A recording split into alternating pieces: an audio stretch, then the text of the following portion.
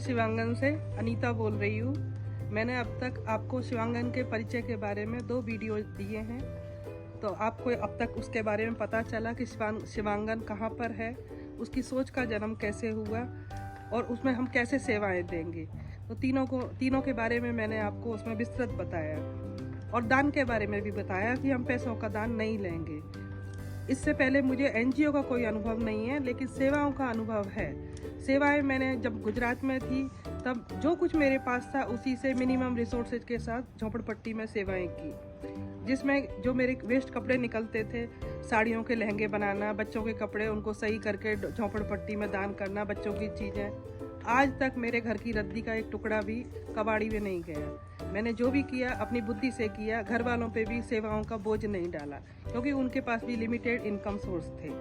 उसके बाद मैंने दिल्ली में भी घूमते घूमते एक गवर्नमेंट के बड़े डस्टबिन में प्रगति विहार में मैंने बहुत सारी दवाइयाँ पड़ी देखी, क्योंकि मैं दवाइयों से जूझ रही थी। तो मैं दवाइयों से बहुत डरती थी। मैं घर के अंदर कोई भी दवाई रखना पसंद नहीं करती थी और मैं उसे देखते ही फेंक देती थी। लेकिन जब मैंने बीमारी से जूझ रही और मैंने दवाइयाँ पड़ी देखी तो उठा करके देखा, वो दवाइयाँ एक्सपायरी डेट वाली नहीं थी। वो सब CGHS की दवाइयाँ थी, जिन्हें लोग ले आते हैं, आधी अधूरी काम में लेते हैं और बाकी उन्हें फेंक देते हैं, क्योंकि उनको लगता है कि पैसे जा रहे हैं, हम उसका पूरा यूज करें। ठीक है, आप पैसों का यूज करिए, लेकिन जो चीज़ किसी के काम में आ सकती है आप इस तरह से उसे ना फेंकें। तो मैंने दवाइयों पर काम किया।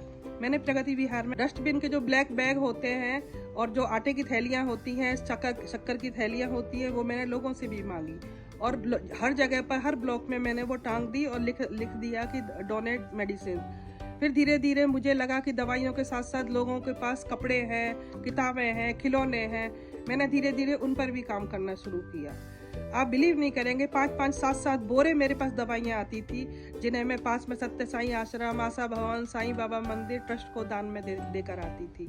फिर धीरे धीरे मैंने यूनिफॉर्म पर काम किया। यूनिफॉर्म जो बच्चे की हर साल रिटायर हो जाती है, बच्चों की हाइट बढ़ जाती है, uniform, tiffin, bottle, toy, sweater, चप्पल, जो घर की काम की चीज़ें हैं। लोगों ने मुझे रजाइयाँ भी बहुत दी, क्योंकि सबके पास कंबल आ चुके थे।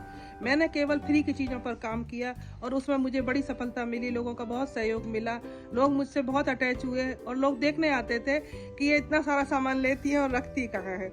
जब कई सारे लोगों ने मेरे घर में आके चेक किया तो देखा कि पूरा बेड भरे हुए हैं, पूरी बालकनी भरी हुई है, पूरे सोफा भरे हुए हैं, तो लोगों के हृदय द्रवित हो गया कि हम इस सामान की कोई भी कदर नहीं करते और कोई भी सभ्य इंसान घर के अंदर नहीं रख सकता जिस तरह आपने सजा के रखा है। मैंने बोला, ये मैंने डस्ट खराब समझ कर नहीं रखा, किसी के लिए उपयोगी हो सकता है ये समझ कर रखा। चादर गंदी होगी तो धुल जाएगी। इस तरह मैंने वहाँ भी सेवाएं की। तो धीरे धीरे मुझे सेवाओं का अनुभव है। एनजीओ के बारे में मैंने इसलिए सोचा कि कुछ कानूनी पेचीदगियाँ आती हैं, तो इसलिए आज का समय ऐसा है तो मैंने उसे केवल रजिस्टर करवाया है। बाकी सेवाओं का मुझे अनुभव काफ़ी है। जिनके जीवन में दुख नहीं आया उन्होंने भी दुख पर काम किया है। दुख समझने के लिए राजा ने भी रंग का पाठ पूरी ईमानदारी के साथ निभाया है। जब तक आप दुखों का अनुभव नहीं करोगे या दुखों को भी सीखोगे नहीं, समझोगे नहीं, तब तक आप एक अच्छे राजा नहीं बन सकते। एक राजा को कुर्सी का पूरी तरह न्यास अपनाना चाहिए और बुद्धि से संन्यास करना चाहिए। राजा को कभी भी किसी का उपहास नहीं उड़ाना चाहिए, ना ही राजा को खुद उपहास का पात्र बनना चाहिए। राजा को केवल और केवल विकास का माध्यम बनना चाहिए, तभी एक अच्छे आप राजा बन पाओगे। तो राजा बनने के लिए भी लोगों ने दुखों को अपनाया, दुखों को समझाया। तो हम तो आम मानव हैं, हमें तो दुखों से सबक लेना चाहिए। जब आप दुखों से सबक लोगे तो आप बहुत ऊंचे मुकाम तक जाओगे। सुख जरूरी नहीं है कि सुख ही दें, सुख भी हमें दुख देते हैं, लेकिन दुख देते हैं और कितना बड़ा दुख देते हैं, वो आपकी आत्मा में कितना बड़ा विस्फोट करते हैं। दुख आपको पहले दवाइयों तक पहुंचाते हैं और बाद में दुआओं तक पहुंचा देते हैं। इसे दुखों को भी एक सीढ़ी समझो, दुखों में घबराओ मत, दुखों से सीखो, दुखों के कारण का पता करो और धीरे धीरे उसके निवारण पे काम करो और ईमानदारी से काम करो। तो आप दुखों की जड़ों को खत्म करने में, उसे काट करने में, उसे जलाने में भी एक समाज में अहम भूमिका निभाओगे। मुझे खुद को जानने में एक बहुत पहले टीवी पर प्रोग्राम आता था 5 मिनट का, एक किरण, मुझे नाम ठीक से याद नहीं है, 12 बजे के आसपास आता था। उसमें ऐसे ऐसे कैरेक्टर थे जिन्होंने अपने दुखों से सबक लिया और उसी क्षेत्र में कार्य किया, जिसके कारण वो कामयाबी के नए मुकाम तक पहुंचे और सुख को भी उन्होंने दुखों में बदल दिया। न केवल अपने दुख को भी उन्होंने सुख में बदला, बल्कि अनेक दुखों को दूर करने का माध्यम बने। मेरे अंदर उस सोच से भी बहुत सारा दिमाग का विकास हुआ। और कल मैंने आपसे गांधी जी के बारे में भी बात की थी कि एक व्यक्ति आया जो गांधी यूनिवर्सिटी में ही पढ़ता था, वहीं पे जॉब करता था, और वहीं के बारे में उसने मुझे गांधी जी को समझाया। मैंने गांधी जी को इससे आगे और भी समझा। जहाँ पर मैं रहती थी गुजरात में, वहाँ के हर गांव आप देखो, हरिजन बस्ती, दलित बस्ती, इतनी साफ सफाई थी, ऐसा लगता था पूरी बस्ती जैसे एक मंदिर हो। जब आपकी सोच पर काम आप स्वयं करते हो और खुद झाड़ू उठाते हो, पोछा उठाते हो समाज की गंदगी साफ करने, तो समाज आपका ऋणी होता है और समाज आपके लिए हमेशा सोचता है, आपके साहसों को आगे बढ़ाता है, आपके कर्म में भी योगदान देता है। लोभ लालच ही उसे गिराता है, अदरवाइज हो ही नहीं सकता कि समाज उस व्यक्ति को गिरा दे। हमारी यहाँ पर जो लाइफ स्टाइल रहेगी वो गांधीवादी सोच जरूर होगी, लेकिन पूरी तरह से शहरीकरण को भी हम उसमें कंबाइन करेंगे, लेकिन मिनिमम सोर्स हम उसमें यूज करेंगे।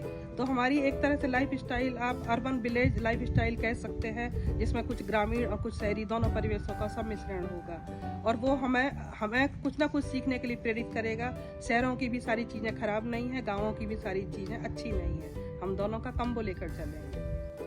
सेवाओं का जैसे मैंने बताया कि वॉलंटियर लेंगे, और जो यहाँ पर भी रहने आएंगे, जो जिसके लायक होगा, किसी को अच्छे से पूजा की विधि पता है तो वो पूजा कर सकता है, सत्संग की विधि पता है, अच्छे से सोच समझ करके बोलना, तो वो सत्संग कर सकता है। जिसको शॉपिंग में अच्छी इंटरेस्ट है तो वो ग्रोसरी में खरीदने में हेल्प कर सकता है। जिसको सब्जियों का अच्छा मैनेजमेंट पता है, सब्जियों पे काम कर सकता है। यहाँ पे केवल मॉनिटरिंग और थोड़ा बहुत फिजिकल भी आप कर सकते हो। जो रहने आएगा तो वो उससे बिजी भी रहेंगे और उनकी बुद्धि का विकास अच्छा होगा, तो वो भी सेवाएं रहेंगी उनकी भी, और हम भी करेंगे साथ में। मैं भी छोटे से बड़ा कार्य स्वयं करने की कोशिश करूँगी, क्योंकि मैं घर में भी स्वयं ही करती हूँ, तो मुझे भी अनुभव होगा और ज़्यादा। ये कार्य हर कोई जानता है, और नहीं भी जानता तो सीख सकता है। कोई दूध का मैनेजमेंट ले लेगा, कोई सब्जी का ले लेगा, ताकि कोई भी चीज़ वेस्ट भी नहीं हो, उसका सदुपयोग हो अच्छी तरह। बाकी और साफ सफाई, कपड़े धोने, उस सब के लिए हम हेल्पर रखें। मैंने जैसा कि बोला है कि धन का दुरुपयोग होने की संभावना होती है, लेकिन ज्ञान का दुरुपयोग, अनुभवों का दुरुपयोग होने की संभावना बहुत कम होती है। तो मुझे अनुभवों की, नॉलेज की आवश्यकता होगी आगे चल करके। अगर जो भी इस एरिया में रहते हैं, अगर एरिया में भी नहीं रहते हैं, आप केवल बुद्धि से सहयोग करना चाहते हैं, तो मुझे ऑनलाइन भी सहयोग दे सकते हैं योगा सिखाने में। किसी के पास जो भी हुनर है, कोई अच्छा डॉक्टर भी हो, रिटायर्ड हो, या वैसे भी सेवाएं देना चाहते हैं 1-2 घंटे की, तो आप हमें वो सेवाएं दे सकते हैं। मैं आपकी हमेशा ऋणी रहूंगी और आपकी खुशहाली के लिए प्रार्थना करूंगी। धन्यवाद।